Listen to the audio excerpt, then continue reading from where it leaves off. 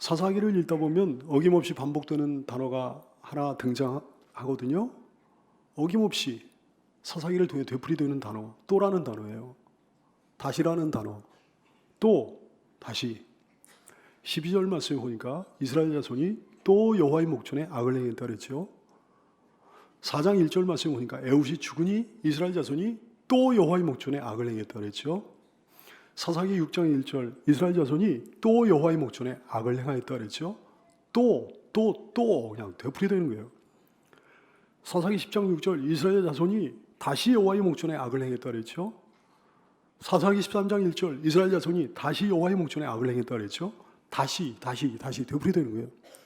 악순환의 시대입니다. 어떻게 해서 이런 일들이 벌어지게 되는 겁니까? 단계가 4단계예요. 단계가 이와 같습니다. 첫 번째 단계, 하나님께서 은혜를 베풀어 주셔요. 복을 주셨습니다. 평강을 주십니다. 두 번째 단계, 세월이 지나가면서 하나님의 은혜를 잊어버립니다. 신앙에서 점점 멀어집니다. 세상에 빠집니다. 그래가지고 주님께 불순종하고 범죄합니다. 세 번째 단계, 하나님이 노하십니다. 진노하셔요. 이스라엘의 대적을 강하게 하십니다. 이스라엘이 그래 징계를 받아가지고 괴로움에 빠집니다. 네 번째 단계, 괴로움에 빠진 이스라엘 그제서야 회개하고 하나님께 돌아옵니다. 그러면 하나님께서는 사사를 세워가지고 그들을 구원하십니다. 이게 흥미로운 사이클 아니에요? 오랜 시대에 걸쳐서만 이런 순환의 역사가 사이클로 이어지게 되는 거 아니고요. 어떤 개인의 짧은 인생을 통해서도 이런 사이클이 이어지는 경우가 많이 있습니다. 여러분의 삶에는 이런 악순환이 혹시 없는지, 이런 악순환이 없는지. 이스라엘은 또다시 악을 행했습니다. 또다시. 여러분, 또다시 악을 행하지 말고, 또다시 곁길로 가지 말고, 또다시 매맞을 짓 하지 말고, 또다시 식어지지 말고, 또다시 옛날로 돌아가지 말고, 또다시 주께 영광 돌리고, 또다시 순종하는 인생 되시기를 축복합니다. 또다시 자신을 살리고, 또다시 자신을 추스리고, 또다시 정신 똑바로 차리는 성도가 되시기를 축복합니다. 이스라엘은 또다시 뭐라는가? 여호와의 목전에 악을 행했다 그랬어요. 여호와의 목전에. 오늘 본문에 2번이나 나오죠. 여호와의 목전에. 여호와의 목전에서 악을 행했다는 것이 굉장히 중요합니다. 12절 말씀 이스라엘 자손이 또 여호와의 목전에 악을 행하니라. 한 번 더 얘기했어요. 여호와의 목전에 악을 행했다. 뭘 의미할까요? 여호와 목전의 죄란 일반적인 의미의 죄, 우리 모두가 다 인지하고 자각하고 있는 그런 죄에 더한 죄를 의미하는 거예요. 살인죄 이런 죄를 더해가지고 어떤 의미의 죄가 있다 이거지. 여호와 목전의 죄란 어떤 죄를 얘기할까요? 무엇보다 여호와의 법에 어긋났음을 의미합니다. 하나님의 말씀에 어긋났다 얘기해요. 블레셋 사람의 목전에서 악을 행하지 않았습니다. 이스라엘 백성들이요. 블레셋 사람들에게 해코지 않았습니다. 블레셋 사람들과 평화 공존했습니다. 블레셋의 문화를 존중해줬습니다. 그 죄를 안 범했잖아요. 그들의 도시, 그들의 종교 존중해줬어요. 그들의 생활 방식 다 존중해줬어요.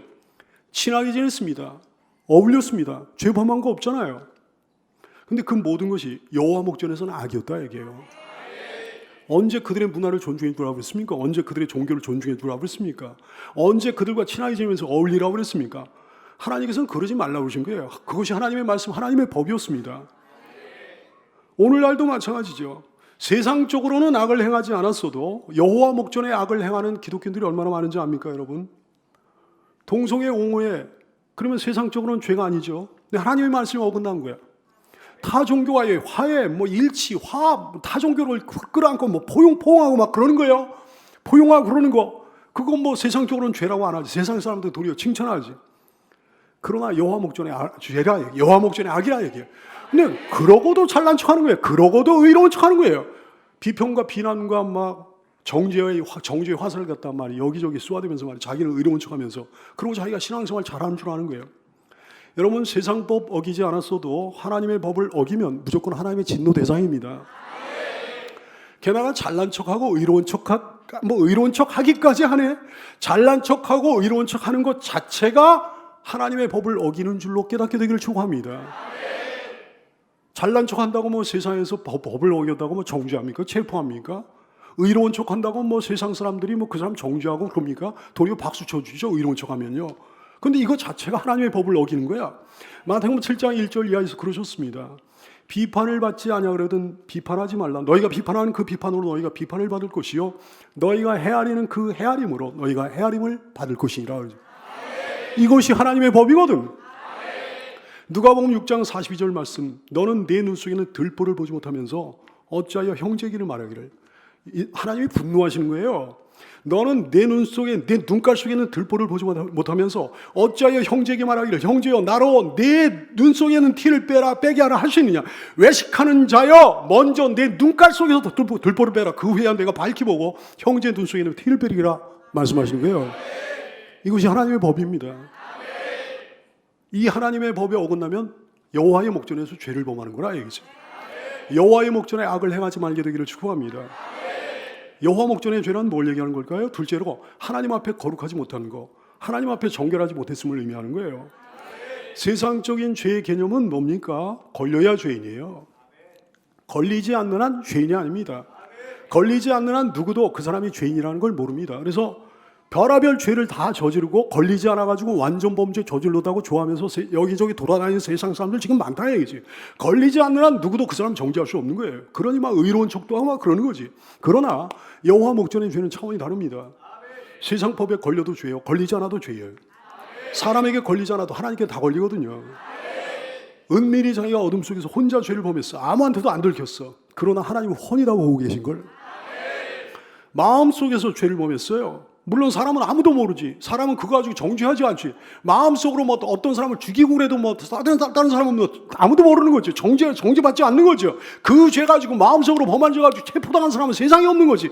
그러나 하나님께서는 마음속까지 훤히 다 들어보고 계십니다. 시편 139편 2절 말씀 주께서 내가 안고 일어섬을 아시고 멀리서도 나의 생각을 밝게 하신다 그랬어요.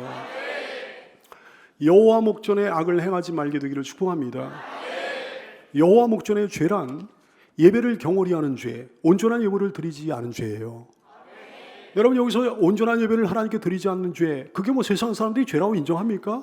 그런 죄를 저질렀다고 뭐 체포당합니까? 뭐 옥살이합니까? 그렇지 않죠. 세상이 모르는 죄예요. 세상이 모르는 악이에요. 세상이 인정하지 않는 죄예요. 세상이 인정하지 않는 악입니다. 바로 여호와 목전의 죄, 여호와 목전의 악이라 얘기해요.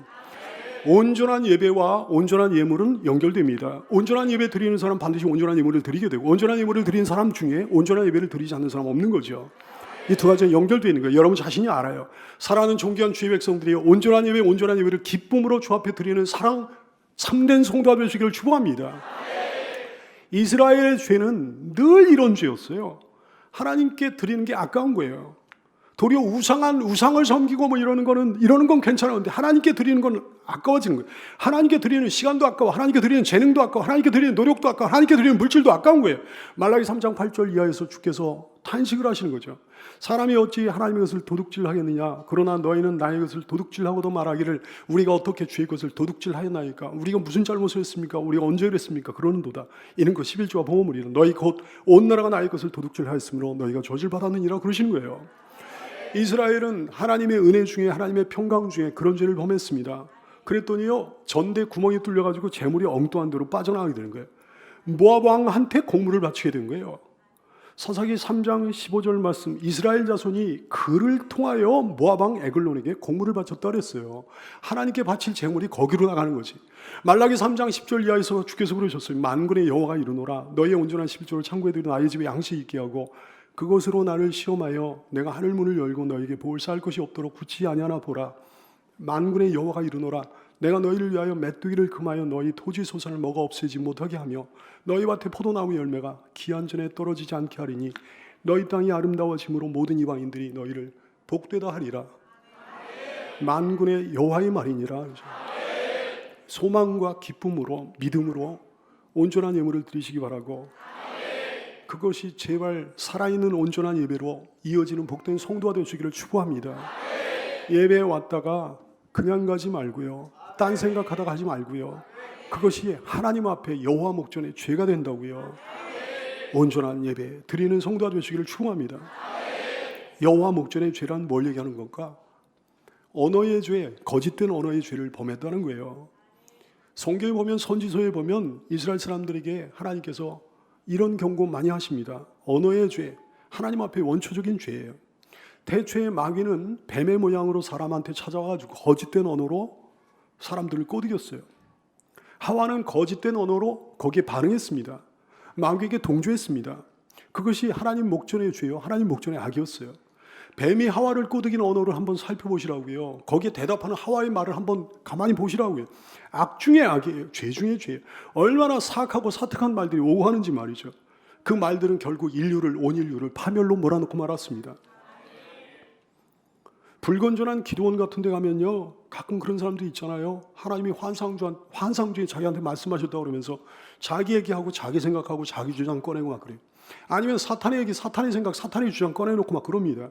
그런 걸 세상에서 죄라고 그래요? 아니에요. 죄라고 안 합니다. 그게 제사법에 걸립니까? 아니요, 안 걸립니다. 하지만 여호와 목전에서 사악하고 사특한 죄가 되는 거예요. 사탄의 언어는 굉장히 강교합니다. 유사상표예요. 짝퉁이에요. 사탄은 거짓의 압인데요, 진실과 흡사한 언어로 사람을 현혹시키고 꼬드깁니다. 무지한 사람에게 얼마나 그럴듯하게 들리는지 그 얘기가 진실보다 더 그럴듯하게 들리는 거야. 그래가지고 그물처럼 그 사람을 올가매고 그물처럼 옥조이고 막 그럽니다. 개미가 개미지옥에 빠지면 헤어나오지 못하는 것처럼 사탄의 거짓말에 걸린 사람은 거기서 헤어나오지 못하는 거예요. 어떤 사람들 이단에 빠져가지고 저 사람이 왜 저런 데 빠져가지고 헤어나오지 못하나 그러는데, 그래서 그러는 거예요. 사랑하는 여러분, 진실과 아무리 흡사할지라도 거짓이 섞여 있으면 마귀의 언어입니다. 아무리 그럴듯한 말이라도 거짓 섞여 있으면 그 여호와 목전의 죄의 악입니다. 여러분의 언어를 점검해 보기 바랍니다. 하나님이 굉장히 싫어하시는 다른 어떤 것보다 언어의 죄를 범하지 않게 되기를 축복합니다. 야고보 3장 2절 말씀, 우리가 다 실수가 많으니 만일 말에 실수가 없는 자라면 곧 온전한 사람이라 능히 온 몸도 온 인생도 온 삶도 굴레 씌우리라 말씀하셨어요. 신자가 여호와의 목전에서 악을 행하고 계속되는 사인과 경고에도 불구하고 그 악을 버리지 않을 때 하나님께서는 그를 돌이키도록 하기 위해 징계하십니다. 오늘 본문에서 하나님께서 사용하신 징계의 도구는 모압이었습니다. 모압 왕 에글론이었습니다. 모압은 사해 동쪽 고원지대가 있거든요. 해발 1000m 이상 되는 고원지대가 있는데 거기에서 주로 거주하는 족속이었어요. 이스라엘의 전통적인 원수입니다. 철천지 원수예요. 이스라엘이 광야 땅을 지날 때 못 가도록 막았고요. 발람을 보내가지고 이스라엘을 저주했고요. 이스라엘을 유혹해가지고 우상을 섬기도록 한 적도 있었습니다. 그 모압이 누구와 연합했습니까? 암몬과 연합했어요. 사사기 3장 13절 말씀, 모압 왕 에글론이 암몬과 아말렉 자손들을 모아가지고 와서 이스라엘 자손들을 쳤다 그랬어요. 모압과 암몬은 여러분 잘 아는 것처럼 형제 족속입니다. 아브라함의 조카 롯의 후손들입니다. 이 사람들이 아말렉과도 연합을 했어요. 아말렉은 누군가 하니 에서의 손자거든요. 에서의 손자 아말렉의 후손들로 구성된 그 족속이 아말렉 족속이 전통적인 이스라엘의 숙족, 이 사람들도 마찬가지예요. 원수들이 막 단체로 연합한 거예요. 원수들이 때를 져가지고, 숙족들이 때를 져가지고 신자들을 공격해 오는 거예요. 잘못하면 여러분에게도 이 같은 일이 생길 수 있는 줄로 깨닫게 되기를 바랍니다. 뭐 이거 하나도 괴로운데 둘 아니에요. 둘도 괴로운데 셋 아니에요. 엎친 데 덮친 격이에요. 설상가상이에요. 괴로움이 가중되는 경우가 있더라. 여기서. 하나님 목전의 죄악을 버리게 되시기를 축복합니다. 하나님은 세상을 통해서도 신자를 징계하신 경우가 있어요. 모압과 암몬과 아말렉은 여기서 세상을 상징합니다. 근데 여러분, 뭐 그 사람들이 모압이 암몬이 아말렉이 이스라엘보다 의로워가지고 이스라엘을 징계하시는 도구로 그들을 쓰신 걸까요? 세상의 신자들보다 뭐 더 나아서 더 의로워서 신자를 징계하시는 도구로 사용하신 걸까요? 그렇지는 않아요. 이스라엘이 아무리 못해도 그들보다 나았을 거예요. 모압과 암몬과 아말렉은 뭐 온갖 우상 잡신들만 섬기지 않습니까? 그래도 이스라엘은 하나님을 섬기는 모양이라도 있지. 여러분, 신자가 아무리 못해도 세상보다 낫습니다. 하지만 문제는 뭐냐면 세상은 하나님을 모르잖아요. 신자들은 하나님을 알지 않습니까? 세상은 하나님의 뜻을 모르잖아요. 이스라엘 신자들은 하나님의 뜻을 알고 살지 않습니까? 당연히 세상에 대한 기대 수준보다 신자들을 향한 기대 수준이 높을 수밖에 없는 거죠. 더욱이 신자들은 우리 하나님이 절대 포기할 수 없는 자녀들입니다. 죄를 계속해서 범하면 반드시 망하는 길로 걸어가야 되는데 하나님께서는 신자들이 망하는 길로 그냥 가도록 내버려 두지 못하십니다. 우리도 그렇잖아요. 남의 자녀가 잘못된 길로 걸어가는 건 뭐 참견하지 않고 내버려 두는 거잖아요. 하지만 내 자녀가 잘못된 길로 가는 것만은 견딜 수 없는 거지 않습니까? 내버려 두지 못하는 거지. 매를 들어서라도 막는 거죠. 어떤 신자의 원수, 어떤 신자의 이웃이 그 신자만 못할지라도 그 원수, 그 이웃을 동원해서 때로는 신자들을 징계하시기도 하시는 하나님 마음을 깨닫는 여러분 되시길 바랍니다.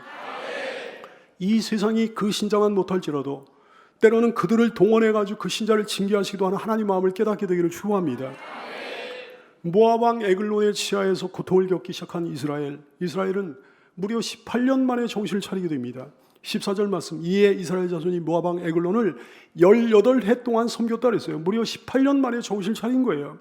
이전에는 그래도 8년 만에 정신을 차렸습니다. 8절 말씀 보니까 여호와께서 이스라엘에게 진노하사 그들을 메소보다미아 왕 구산 리사다임의 손에 파셨으므로 이스라엘 자손이 구산 리사다임을 8년 동안 섬겼더라. 8년 동안 괴로움을 당하고 나서 하나님께 부르짖어가지고 구원받았거든요. 근데 어느샌가 상태가 더 안 좋아진 거예요. 사랑하는 교우들이요, 이거 알아야 됩니다. 사람의 죄는요 바퀴벌레 같아요. 처음에는 A라는 약이 듣습니다. 그래가지고 A라는 약으로 바퀴벌레가 이제 이게 퇴치가 되는데, 나중에는 이 바퀴벌레, 이놈의 바퀴벌레한테 내성이 생겨가지고요 A라는 약으로 안 되는 거야. 더 이상 그 약발이 먹히질 않는 거예요. 더 강력한 약이 나와야 퇴치가 되는데 이놈의 바퀴벌레가 자꾸 더 진보를 하니까 말이죠. 그래가지고 바퀴벌레가 박멸이 안 되는 거예요. 죄는 마치 바퀴벌레와도 같을 뿐만 아니라 항생제 내성과도 같습니다. 처음에는 A라는 항생제가 듣다가 나중에 내성 때문에 그거 가지고 안 되는 거예요. 더 이상 약발이 안 먹히는 거예요. 더 강한 약을 자꾸 투여해야 되는 거예요. 그러면서 몸은 점점 더 망가지게 되는 거죠. 사랑하는 하나로 교우들이여, 여러분의 삶에 이런 바퀴벌레 없습니까? 여러분의 심령에는 이런 항생제 내성이 생기지 않았습니까? 한시라도 빨리 몸이 망가지기 전에, 인생 망가지기 전에 빨리 완치될 수 있게 되기를 축복해요. 다시는 항생제 따위가 필요 없도록, 다시는 특별한 치료가 필요 없도록 평소에 영적인 건강관리 만전을 기하는 성도가 다 될 수 있기를 축복합니다. 그래요, 모든 고난이, 모든 고통이 하나님의 징계로 말미암아 생기는 것은 아니지만 참으로 그렇습니다. 어떤 잘못 때문에 하나님께서 징계하셔가지고 고통이 생겼을 때는 8년으로 안 되면 18년으로 치시는 거예요. 징계의 매는 점점 더 강해지는 거예요. 그냥 하나님께서 매를 거두시는 경우는 없고 돌이켜야 거두시는 거예요. 그러므로 맷집이 강하면 강할수록 고통이 심해지는 거지. 한 대만 맞아도 아야 그래야 되는 거거든요. 아니, 하나님의 손을 들어 치를 치실 기미만 보이면 아야 그럼 잘못되었다 빌어야 되는 거예요. 아니요, 잘 될 때 알아서 기어야 됩니다. 평안할 때 알아서 기어야 됩니다. 알아서 기는 신앙이야말로 최고의 신앙입니다. 알아서 기는 신앙이 여러분의 신앙이 될 수 있기를 축복합니다. 여기 혹시 하나님 징계로 인해서 어떤 고통받고 있는 분들 없습니까? 자기 고통과 고난을 합리화시키면서 돌이키지 않아가지고 8년, 18년 되고 막 그런 분들 없냐 이거죠. 여러분, 하나님과 싸우지 마세요. 하나님과 싸워서 이겼다는 사람 한 명도 못 봤습니다. 하나님과 싸워서 이길 수 있는 방법은 기도밖에 없어요. 하나님께 대항하지 마세요. 하나님께 대항하는 사람 하나님 싫어하십니다. 그 앞에 고집 부리지 마세요. 아무 소용도 없는데 또 고집이에요. 인생이 망가질 대로 망가진 다음에 돌이키면 여러분만 손해 아니겠습니까?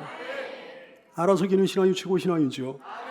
그런 신앙으로 일평생 행복한 길, 평안한 길을 걸어가야 되지만, 만약에 그러지 못했다고 할지라도 한시라도 빨리 깨닫고 돌이키는 것이 은혜요 복이 아니겠습니까?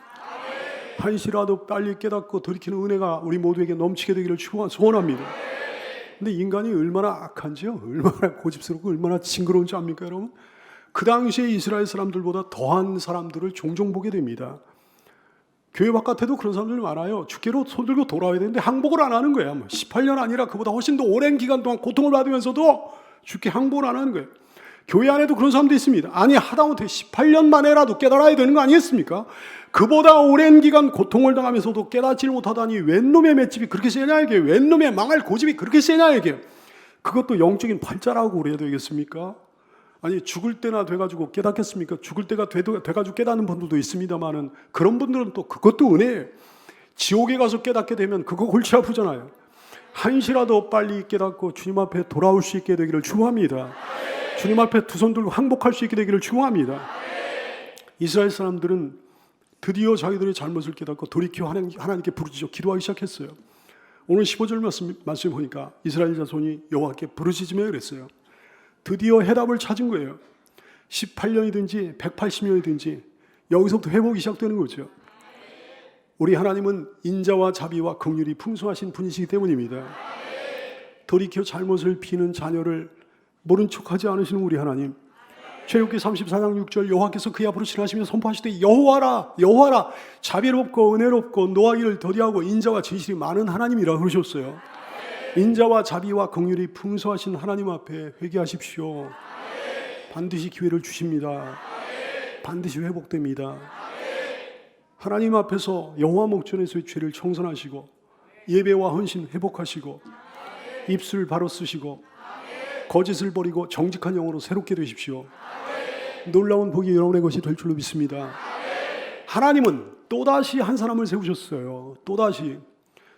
한쪽에서는 또다시 악을 행하고 한쪽에서는 또다시 은혜를 베푸시는 거예요. 눈물겹죠. 하나님께서는 또다시 그들의 기도를 들으시고 한 사람을 세우셔가지고 이스라엘을 구원하셨습니다. 한 사람이 정말 중요해요. 여러분이 그 한 사람이 될 수 있기를 축복합니다. 이번에 세우신 한 사람은 누구였습니까? 에훗이라는 사람이었어요. 15절 말씀, 이스라엘 자손이 여호와께 돌이켜 부르짖음에 여호와께서 그들을 위하여 한 구원자를 세우셨으니 그는 곧 베냐민 사람 게라의 아들 왼손잡이 에훗이라 그랬어요. 에훗은 베냐민 사람이었습니다. 온 이스라엘 중에서도 베냐민 사람들이 가장 많은 고통을 받고 있었거든요. 사사기 3장 13절 말씀하죠. 에글론이 암몬과 아말렉 자손들을 모아가지고 와서 이스라엘 쳐서 어디를 점령했다고 그러는 거 아니에요? 종려나무 성읍을 점령했다고 그랬잖아요. 그들이 점령한 종려나무 성읍이란 어디를 얘기하는 거 아니에요? 여리고 성을 의미합니다. 이 여리고는요, 여리고 땅은 베냐민 지파에 속한 땅이었거든요. 그러므로 베냐민 지파 사람들은 다른 지파 사람들에 비해서 고통이 더 심했습니다. 에훗도 그 고통 중에 있는 사람이었다고요. 많은 고통, 심한 고통을 느낀 사람이었습니다. 그러므로 그는 그 고통을 끝내고자 분연히 일어섰던 겁니다. 고통으로 느끼는 사람일수록 회복될 가능성이 더 많습니다. 고통에서 탈출하고자 하는 의지를 가진 사람일수록 회복될 가능성이 더 높습니다. 고통으로 느끼지 못한 사람도 더러 있습니다. 이 사람 참으로 큰일입니다. 그 고통에서 벗어나고자 하는 의지가 없는 사람이 있습니다. 큰일입니다. 자포자기야 해버리는 사람이 있습니다. 정말 큰일입니다. 사람은요, 제대로 된 사람다운 사람은 돼지우리 속에서 오래 견디지 못하는 거거든요. 깔끔한 사람일수록 더 빨리 뛰쳐나오는 거거든요. 근데 돼지우리 속에서 돼지만큼 견디는 사람이 있다면 이거 곤란한 거 아니겠습니까? 돼지보다 더 오래 견디는 사람이 있다면 이거 진짜 곤란한 거 아니겠습니까? 돼지우리 속에서 오래 견디지 못하는 사람다운 사람이 될 수 있기를 축원합니다. 빨리 뛰쳐나오길 바라요. 혹 어떤 고통을 받는다면 에훗처럼 고통으로 느끼는 은혜가 여러분에게 있으시길 바랍니다. 이스라엘 백성들처럼 하나님 앞에 돌이켜 부르짖어 기도하게 되기를 바랍니다. 그 고통에서 탈출하고자 하는 불굴의 의지를 가지게 되시기를 축원합니다. 에훗은 왼손잡이였어요. 오늘 말씀은 특별히 에훗이 왼손잡이였다는 사실을 강조하고 있습니다. 15절 말씀, 이스라엘 자손이 여호와께 부르짖음에 여호와께서 그들을 위하여 한 구원자를 세우셨으니 그는 곧 베냐민 사람 게라의 아들 왼손잡이 에훗이라고 그러셨어요. 왼손잡이를 특별히 쓰신 의도가 뭘까요? 특별히 성경에 그 사실을 굉장히 강조해 놓으신 이유가 뭘까요? 왼손잡이는 사회적 비주류를 의미합니다. 항상 오른손잡이가 사회적 주류였어요. 동서고골막론하고 동일합니다. 성경에는 더 그렇습니다. 시편 60편 5절 말씀, 주께서 그 사랑하신 자를 건지시기 위하여 주의 오른손으로 구원하시고 응답하소서 그랬어요. 주님의 오른손, 우리 하나님의 오른손은 권능과 권세를 상징하는 거예요. 주님의 불가능이 없으신 능력을 상징합니다. 주님의 파워를 상징합니다. 한 번도 왼손으로 말씀하신 적이 없어요. 오른손으로 말씀하셨어요. 시편 17편 7절, 주께 피하는 자들 그 일어나 치는 자들에게서 오른손으로 구원하시는 주여 주의 귀한 사랑을 나타내소서 그랬어요. 이 말씀 말고도 굉장히 많습니다. 여러분 오늘날 사회도 보세요. 그 모든 사회적인 시설들, 제품들 다 오른손잡이를 기준으로 만든 거 아니겠어요? 그전에는 뭐 운전할 때마다 얼마나 많이 느끼는지 말이죠. 스틱으로 운전할 때는 그냥 왼손잡이는 참 불편하겠다 그러고 항상 느끼면서 운전했어요. 키보드 칠 때도 중요한 숫자판 같은 건 다 오른쪽에 있어요. 그래서 왼손잡이는 불편하겠다 그런 거 느낀 적이 한두 번이 아니에요. 문고리를 잡고 이렇게 열 때도 이거 오른손잡이한테 딱 맞도록 되어 있어요. 왼손잡이는 좀 불편하겠다 그런 거 느껴요. 전자레인지 같은 거 보면 다 조작판이 오른쪽에 있어요. 왼손잡이는 불편할 거예요. 그래서 부모들은요, 아기가 태어나면 그냥 기를 쓰고 오른손 쓰도록 교육을 하는 거예요. 뭐 그래도 안 되는 아이들은 안 되는 거지만. 그러나 우리 하나님 에훗을 쓰셨습니다. 왼손잡이 에훗을 쓰셨습니다. 그냥 왼손잡이 에훗을 쓰신 정도가 아니에요. 왼손잡이 에훗의 왼손을 특별히 쓰셨습니다. 사사기 3장 21절, 에훗이 왼손을 뻗쳐 그의 오른손 허벅지에서 칼을 빼어 원수 에글론 왕의 몸을 찔렀다 그랬어요. 너무 놀랍잖아요. 여러분 잘 들으세요. 하나님께서는 에훗이 왼손잡이임에도 불구하고 쓰신 게 아닙니다. 에훗이 왼손잡이였기 때문에 쓰신 겁니다. 하나님께서는 아마도 이날을 대비해 가지고 먼 옛날 에웃이라는 사람을 어린 시절부터 왼손잡이로 만들어 놓으신 것이 아닌가 생각이 들 정도예요. 여러분 생각해 보시라고요. 에웃이 아무리 에글론 왕의 신임을 받았다고 하더라도 당시의 정치적인 환경이라는 게 그렇잖아요. 왕은 언제 어느 때 암살을 당할지 모르는 상황이에요. 단둘이 있는 상황입니다. 아무리 이 사람이 자기한테 아부를 했다고 해도, 아무리 에웃이라는 사람이 자기한테 아부를 하고 곡물을 갖다 가져오고 막 그런 상황이라고 할지라도, 아무리 자기가 그 사람을 신임한다고 할지라도 이 사람이 이스라엘 사람 아닙니까? 에글론 왕의 입장에서 경계를 전혀 하지 않았을 리가 만무한 거지. 단둘이 있는데 말이죠. 신하들이 옆에 없는데 말이죠. 자기 근위병들이 없는데 말이죠. 하지만 이 사람은 틀림없이 에웃의 오른손만 신경 쓰고 있었을 거예요. 왼손은 전혀 신경 쓰지 않고 있었을 거예요. 왼손 쓰는 사람이 많이 없거든. 그래서 거사가 더 쉽게 이루어진 거야. 왼손인 것이 더 유리했다 얘기예요. 왼손잡이 에웃의 왼손이야말로 우리 하나님의 특별한 도구였다 말씀입니다. 그렇습니다. 여러분, 참으로 그렇습니다. 사회적 비주류인 왼손이라고 할지라도 하나님이 부여하신 왼손이라면 위대한 왼손이에요. 하나님이 계획하신 왼손이라면 오른손보다 훨씬 더 나은 왼손이에요. 하나님이 함께 하신 왼손이라면 권능의 왼손이에요. 하나님이 쓰시기만 하면 그 어떤 오른손보다 강력한 왼손이에요. 믿습니까? 믿어집니까? 만약에 믿어진다면, 그렇다면 사랑하는 성도 여러분, 어떤 분야에서 여러분이 비주류에 속한다고 해서 그것을 더 이상 약점으로 생각하지는 않겠죠? 그것이 하나님의 특별한 계획과 섭리일 수 있다는 사실을 깨닫게 되기를 축원합니다. 하나님께서 함께 하시기만 하면 그게 도리어 전화위복이 되는 거예요. 하나님께서 쓰시면 그것이 도리어 도구가 되는 거예요. 주 안에 있는 사람에게는 그 어떤 비주류도 주류가 되는 역사가 일어나게 되는 줄 믿으시기를 축원합니다. 그러므로 사랑하는 교우 여러분이요, 죄 말고 하나님 앞에, 죄는 우리가 아니지만 죄 말고 하나님 앞에서 악을 범하는 거 말고 그 어떤 약점으로도 고민하거나 위축되지 말아야 된다 얘기예요. 여러분의 적은 능력으로 인해 실망하지 마십시오. 그것도 하나님의 복이 될 수 있습니다. 여러분의 보잘것없는 환경으로 인해 낙심하지 마십시오. 그것도 하나님의 복이 될 수 있습니다. 여러분의 별 볼 일 없는 배경으로 인해 절망하지 마십시오. 그것도 하나님의 복이 될 수 있습니다. 신체적 열등감으로 인해 좌절하지 마십시오. 그것도 하나님의 복이 될 수 있습니다. 키 작은 걸로 인해 낙심하지 마세요. 그것도 하나님의 복이 될 수 있어요. 얼굴이 좀 못생긴 걸로 인해 낙심하지 마세요. 그것도 하나님의 복이 될 수 있어요.